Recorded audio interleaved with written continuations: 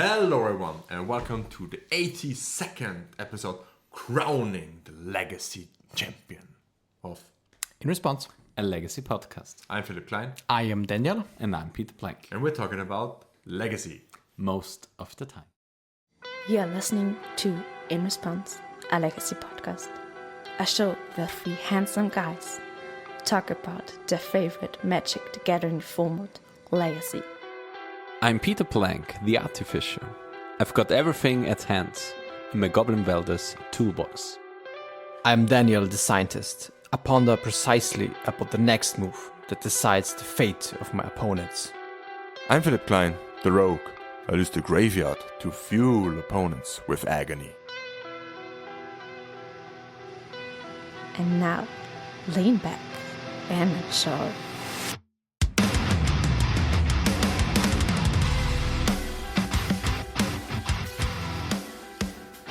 And this time we probably talk about the biggest European event. Maybe you've heard about it, the European Legacy Masters. They took place, I think, 2 weeks beforehand, right? Yeah. In Bologna in Italy. And we have now a new legacy champion in Europe. And you guys were there all the time. I couldn't attend because I had to work. It was such a shame. But you could experience the birth of a new champion. How was the event? How was the feeling? Tell us something. Tell me something and tell the viewers something about the event. Yeah, I think overall it was very nice. As is in one word, I think there is not really a word how you can summarize it. Overall, we came there. It was a little bit of, it was some troubles in sense that, everybody was a little bit stressed out for the organizational team. Obviously, we were not completely sure, I think, if everything worked out in the end. But as it turned out, it actually was pretty great.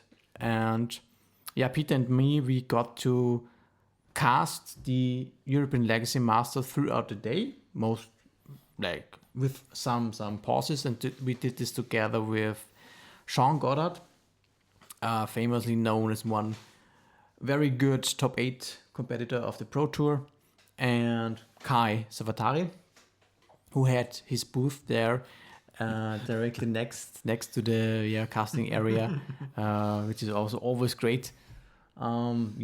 I was just very happy throughout the event. Yeah, it was really, really awesome casting the event. We were there from round 1 up until the finals. And it was just amazing to see the competitors play throughout the day, to see some familiar faces coming up on top. But still up in the end with the interview with Matteo Blasi. Small spoiler in there.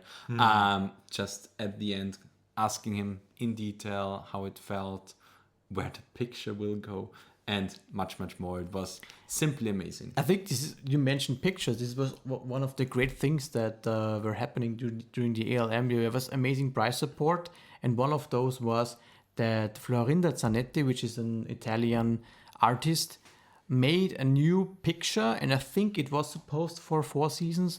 They used it also, the artwork, for the top 8 competitors as like a printout, like stand-up trophy. And the original painting she just gave away to the ELM. Oh really? They didn't bought it from her? No. Oh wow. No, it was insane. Yeah, it was really just a sponsoring gift from her. Wow. And of course it was really great. So the winner got this special. It was even certificated by her. Wow. So shout out to Florinda. That's awesome. That's impressive. Yeah. At first, I think we talked about this in the last episode. We thought the organization of 4 seasons came to her and bought it as a sponsoring gift for the European Legacy Masters. But the fact that she sponsored this is insane. Wow. Yeah.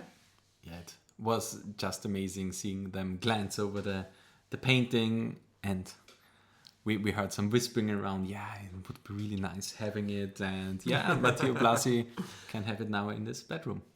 I mean, it's insane because basically what the ELM is doing now is to take into the footprints of Eternal Weekend, because at Eternal Weekend there isn't anything like a painting or something like that anymore, which is a shame in my opinion. But at least we've got the ELM for that. Yeah, absolutely. And well, besides that, there is also overall pretty smooth run of the event. I think we can give a great shout outs to Luke and also Sahar and Tom and Thomas Tishi, which were kind of behind the scenes a little bit, who really took great efforts to make this event running, and it went overall pretty smoothly, I think. Yeah. The before mentioned Troubles was like 100% behind the scenes, and we two were basically also in the stuff for the event. But yeah, it was pretty awesome to cast the event, to be there, to help them organize it. We had like a lot of prizes to give out from Ultimate Guard, and it was just overall a really fun experience, and I can't wait to be there next year on the 10th of August in Hasselt, Belgium. Oh yeah, is it already spoiled? Yeah, it was announced at the ELM. Okay, so we can say it here aloud now. The next European Legacy Masters will take place in Hasselt in Belgium at the 10th of August. It will be a whole event, as far as I know, done by Mjati, and yeah, we'll probably see you there. Speaking of the European Legacy Masters, we already did an episode about the event before. So the last episode was also for the European Legacy Masters. Oh yeah. And there we had some predictions. We had made our predictions with the what we thought were the top 8 competitors, the guys we personally thought will be at the top.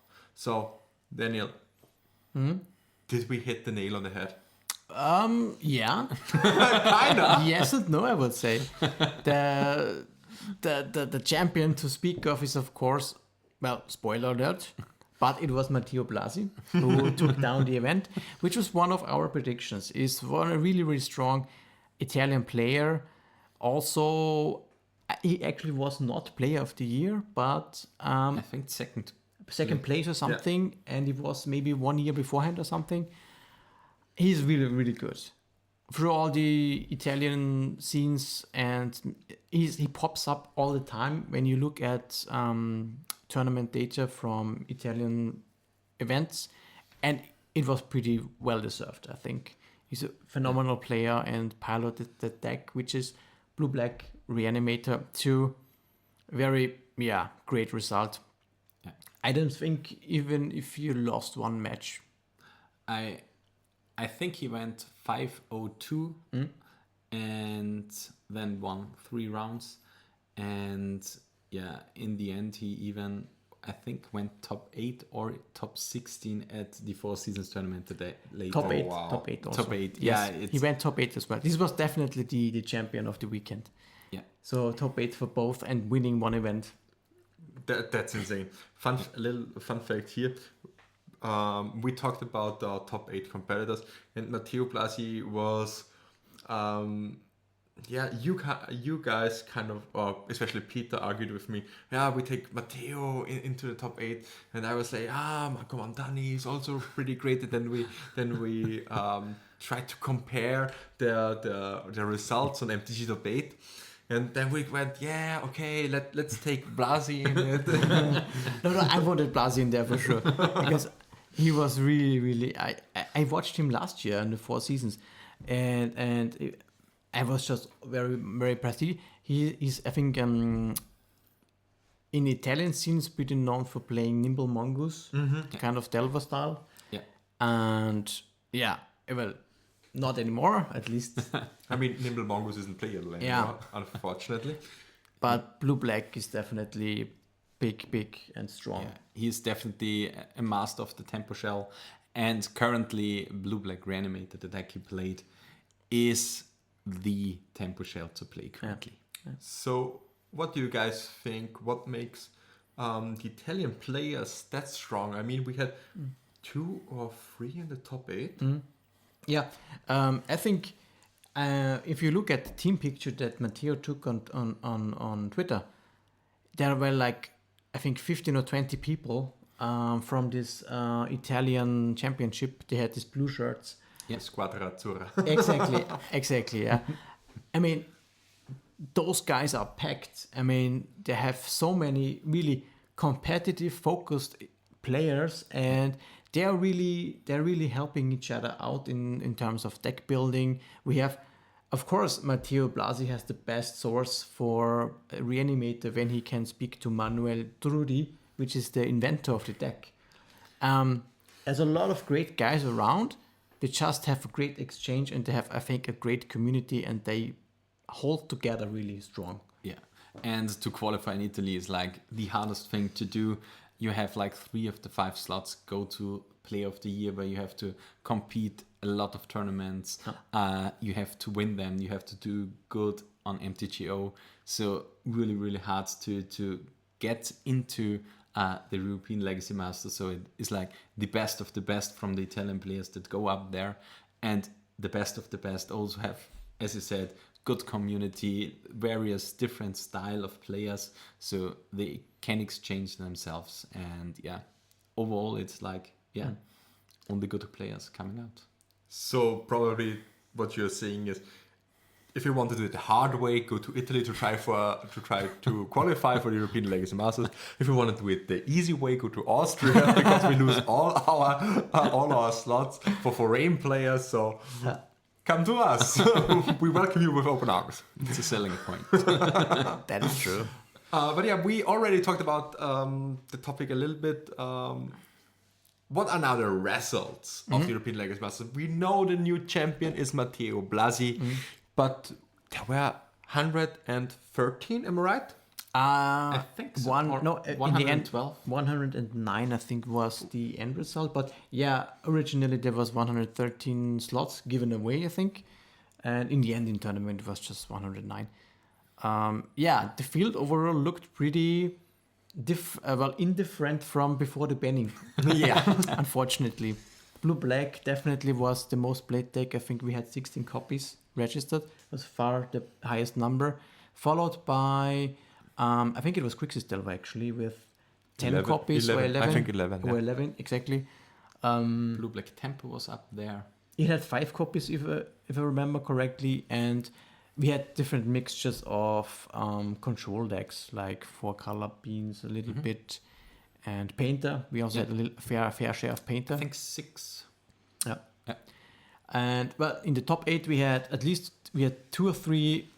We had 3 Blue-Black Reanimator. Yeah. 1 Eldrazi Stompy, 1 Painter, 1 Mono Green Cloudpost, 1 Doomsday, and 1 Quixistelva. So there are some decks in there, like, besides Reanimator, it is, I think, not a surprise that we see Eldrazi and Painter in there. We talked about this also in our latest episode. Pretty much what can be predicted in this meta game. I think Doomsday is definitely something. We also said this in the... I called it. Yeah. I called it last episode. Don't sleep on Doomsday. And there you have it. I mean, it was in the hands of Luca Fasoli, which is like the Italian Doomsday player, basically. Yeah, He's but one master of the deck. But we still had 3 copies of them in the top 16. Yeah, they're all great players overall. What I'm really surprised actually is to see Cloudpost in the top 8. Really? Yeah. I'm not surprised actually, because Cloudpost was I'm really surprised. strong deck. I'm surprised because I was never sure how good Cloudpost fares against Blue-Black Reanimator, but because usually, at least pre-bannings, it had some struggles against the Scam deck. Maybe this has changed a little bit. No, I think it's still the same. Blue-Black Scaminator being, or Froginator being the nemesis of the deck currently, but it's pretty good against like most of the other decks. Yeah. And it dedicates a lot of sideboard slots for the deck. I think one version. I don't know if it's this version in the top 8, but I see some lists which have a basic planes and 4 sorts of plowshares in the sideboard. Oh wow. I've read it on Twitter. It's like you need it to compete currently, and so these are the lists that you would see in the near future. Yeah. Overall, pretty good. Any other surprises? What I think, just for personal really spice, what I loved so much, and we actually got to see this in one of the matches for the coverage, is a very nice version of Oracle Shift. There was like Francis Cowper, one of the UK players. He brought this to the table, and very, very unusual shell actually, which incorporates a Psychic Frog, Murktide Regent, and has basically a blue-black tempo shell, and just 8 copies, which is 4 Thassa's Oracle and 4 Paradigm Shift. And that's it. It's like the oops I win button. Exactly. And with kind of one formational, thank you, cyber plan where you just bought out the combo and bring some fair cards in, and then your blue-black tempo. Sounds also pretty awesome. So yeah, I'm pretty sure that the VODs will be made public this week. So when this episode airs, it could probably be already on YouTube. So as soon as we get the link, we will put it in the show notes, and also head out to our Twitter account, because you will find the link also there. Yeah, also you can find the Twitter account on @response_legacy. And now I also have a huge shout out to our Patreons. So thank you very much, Matt, Duncan, Christian Neutz, and Moritz Eichmeier, for your ongoing support. It's great to have you here.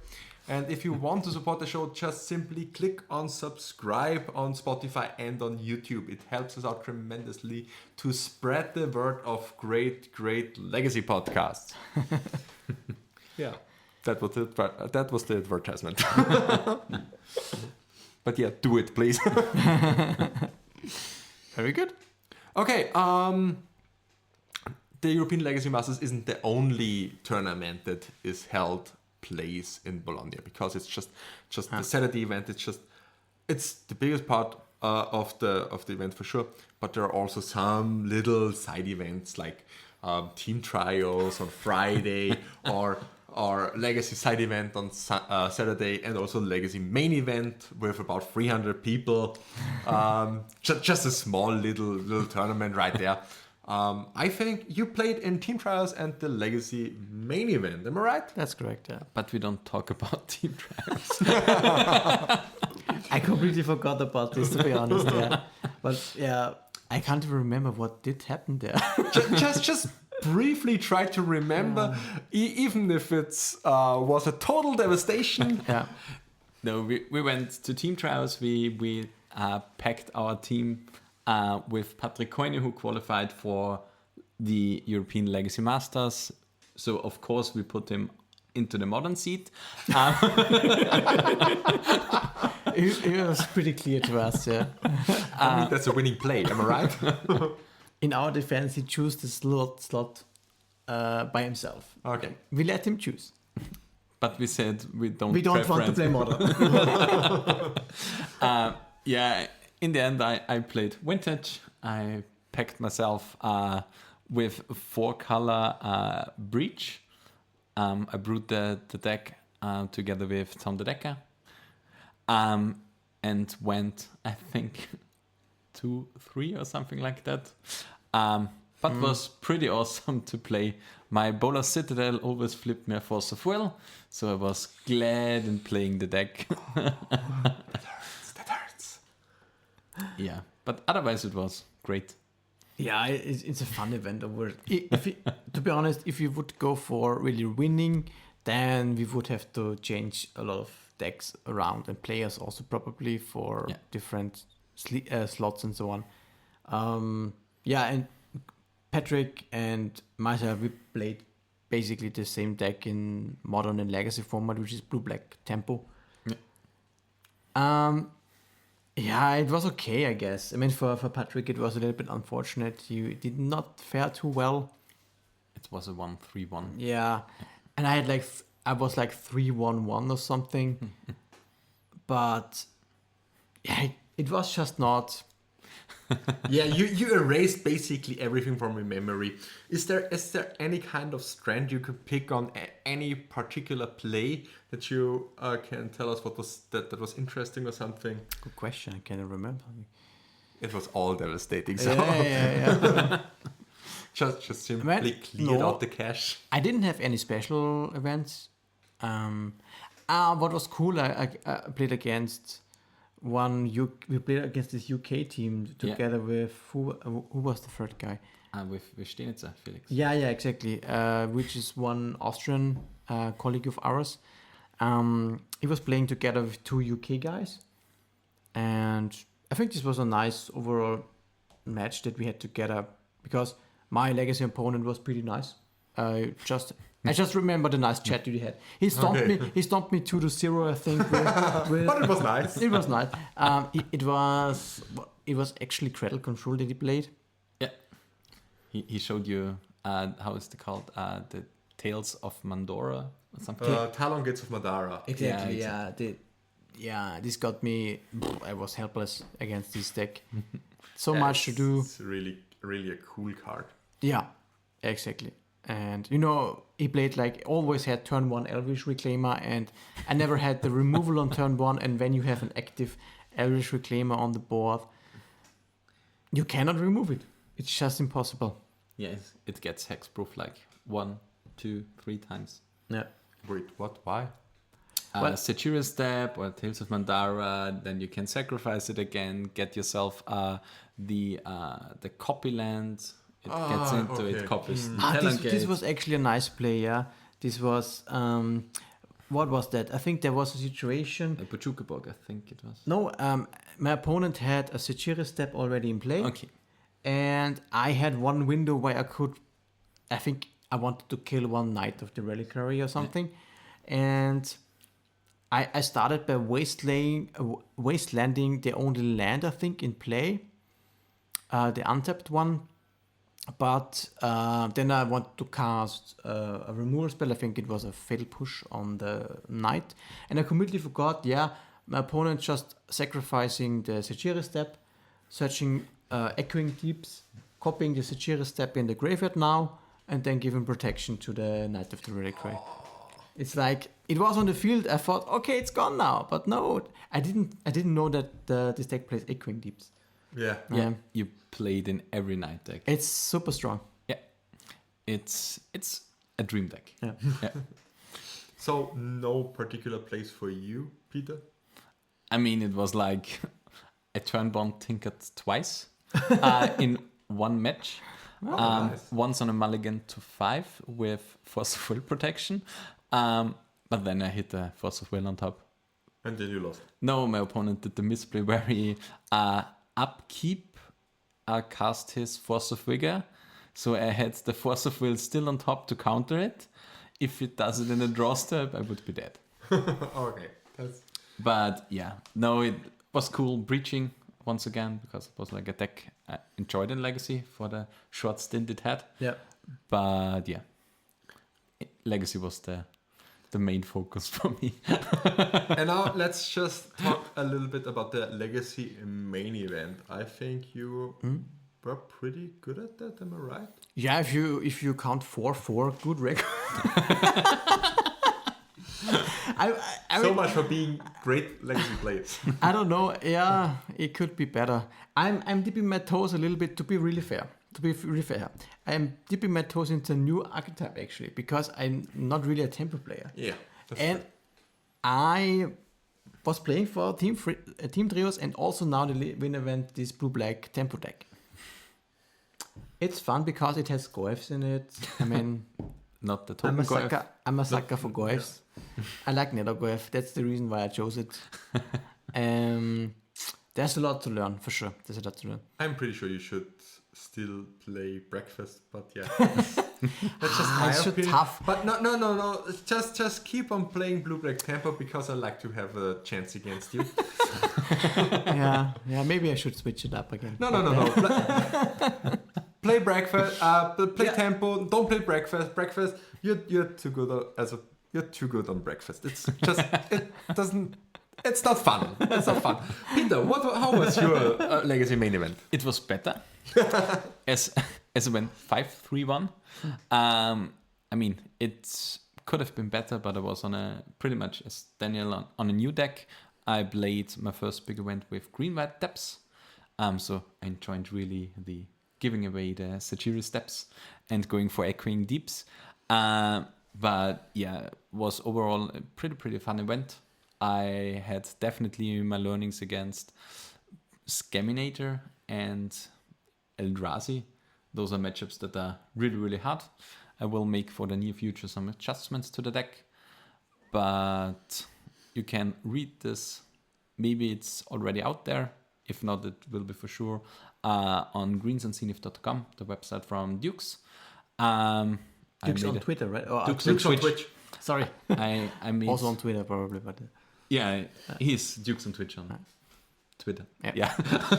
But yeah, I made a small tournament report. I will have some honorable mentions to Saga ticking up to 3. Because Lava's Boots and Shadow Spear were coming in pretty handy. I can tell you what. My opponent also had a Martlach, but he played 1 mana for it because he had a Mockingbird. The card from Bloomburrow. Yeah, but a Shadow Spear attached to a 21 flying lifelinker with Indestructible is in the end better against one that loses Indestructible. So, And it's only 2020. and it's only 2020. Such a small creature. okay. It's like in the States where you have to be 21 to drink. This Martlach is 21. They can safely drink, so... But I'm wondering what deck did play Mockingbird in Legacy? Blue-Black Shadow. Blue-Black Shadow. Okay, this is the only that makes sense. No, there is also another one. We actually had 2 or 3 copies of Espa Ocelot. Ocelot Pride in Legacy that played in the ELM, and they also played 2 or 3 copies of Mockingbird. Okay. Because they copy the Guide of Souls or the Ocelot Pride. It's just an additional copy. Yeah, exactly. Copies 5 and 6 or whatever. Yeah. So that was our tales from abroad. I think we can come a little bit nearer to Austria, basically to Austria right now, because the Austrian Legacy League has started again. It's the 10th season. We proudly call it the Season X because we named it out. Sponsored by Twitter. Unfortunately not, but we like to be. But yeah, because we love it in Roman numerals, it was like the how's it called? The Super Bowl. Yeah, it's a natural thing, right? If you go from 9 you to cannot 10, you just can't. You have to do X. Yeah, exactly. Otherwise it doesn't work. We could also do it like Windows, like 8, then 10, then 11. Vista. Then No. Vista, It's XP. 3 point. Yeah, what not? 3.1, Yeah. 95, to NT, 2000, something like that. Exactly. But yeah, the first event already happened last Friday, and unfortunately we were only 13 people. But it was really great to play some Legacy again, for me especially, because I couldn't join them in Bologna. And Peter was already sick, already ill at home. Yeah, one of our group caught COVID, and I haven't caught COVID, but some other kind of headache-ish and breath issues, but no COVID. So I laid down flat. So Unfortunately. on you, Daniel, to tell us how you fared in the event. I picked again up Blue-Black Tempo for the FNF. And went 4-4. The thing is, I went 2 and 3. In the end, we had the same record. It's the same record, and I was surprised. I did really some mistakes because, the field. Let me just quickly break down the field of the 13 players that we had. We basically had one Scaminator. We had Painter, who took the event down, and then me Blue-Black tempo, and then Grixis Free Grixis Delva. Delva, basically. It was all tempo, it was all, and one Eldrazi, you had Oops. So overall, I was thinking and looking at this meta, and actually I should have a pretty good chance overall, because I always crushed Eldrazi, for example, with Blue-Black tempo. I think you have a pretty good matchup there. And I always should have the edge in against Grixis Delva matchups.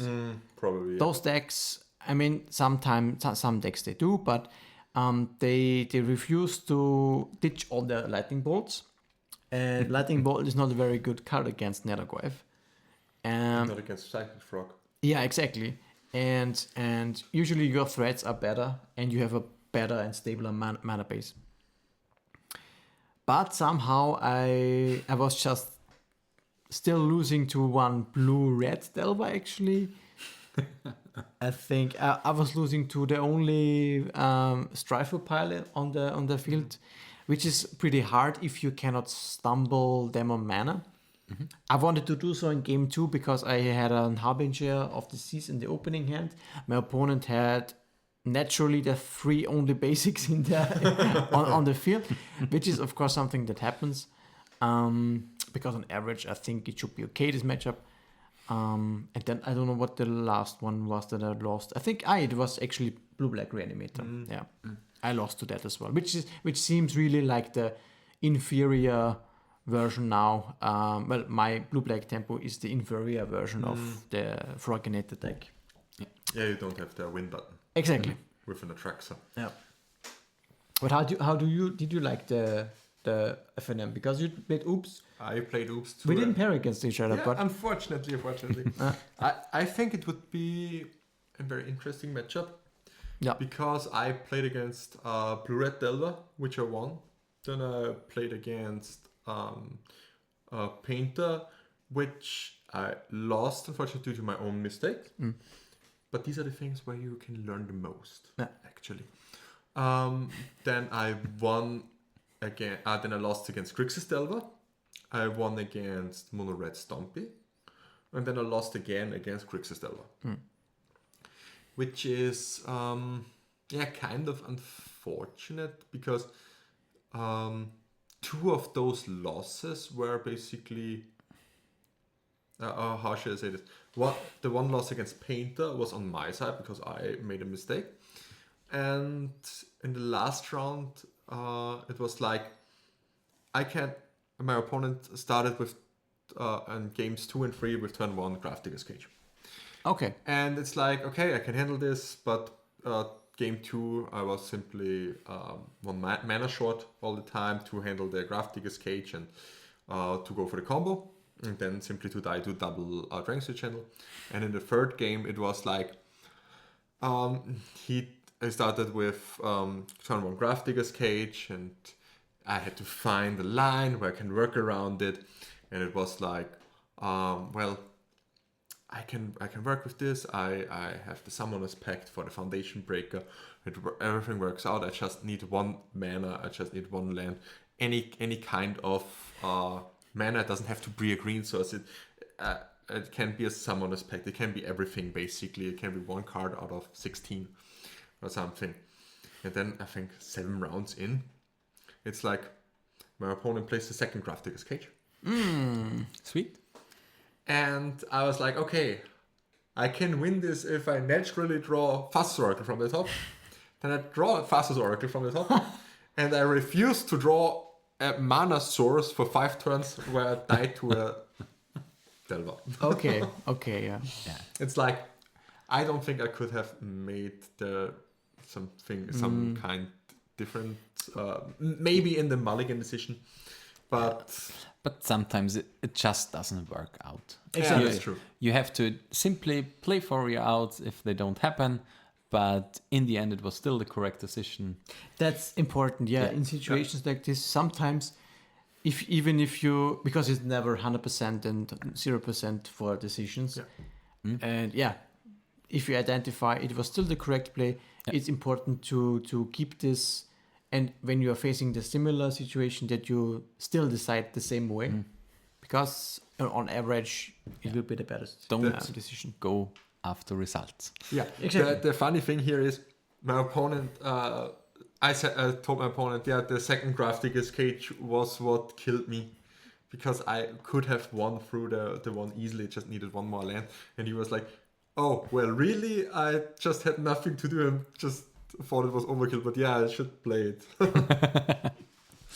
It was like, well, yeah, that got me good.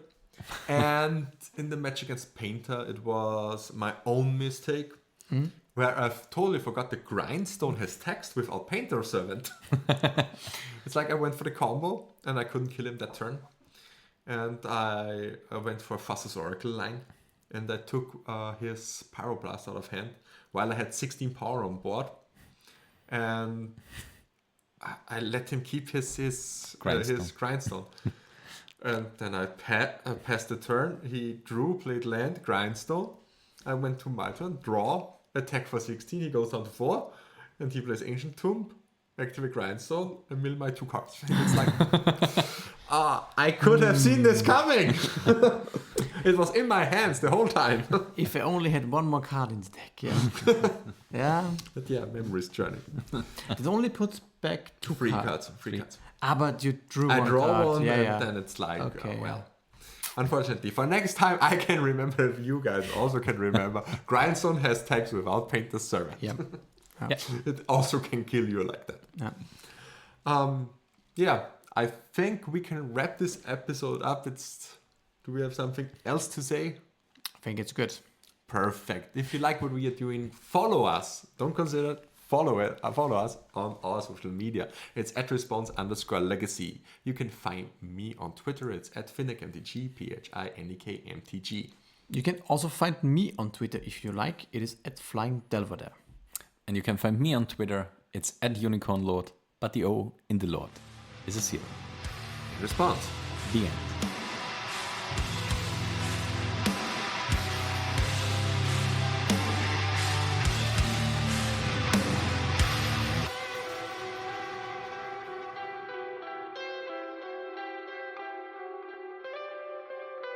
This was In Response, a Legacy podcast. If you enjoyed the ride, feel free to support the show by following, leaving a review, or subscribe on patreon.com/response_legacy.